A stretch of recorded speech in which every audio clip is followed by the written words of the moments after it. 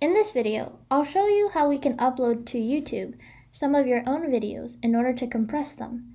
And then once they've been uploaded and compressed, we can then use YouTube to re-download those videos that will now take up smaller space. So first off, let's say I have this video and I want to get it compressed.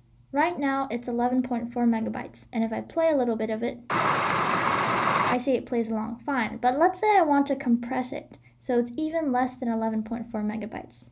What I'll want to do is go to upload and upload my files onto YouTube. So I'll just drag and drop. And now we'll wait for it to upload.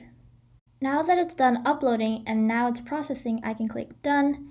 And if I go back to channel videos and refresh the page, I should be able to see my new video up at top. So if I click on these three dots right here under options, I have the download option. So clicking on the three dots, it re-downloads, and now it's much bigger and of better quality. So if I go back, it's 3.2 megabytes, but compared to the original, which was 11.4 megabytes, we've already compressed it from 11.4 all the way down to 3.2 megabytes. The same holds true for the other videos you're going to upload to YouTube. So YouTube is a handy way to compress your video files and then to re-download them.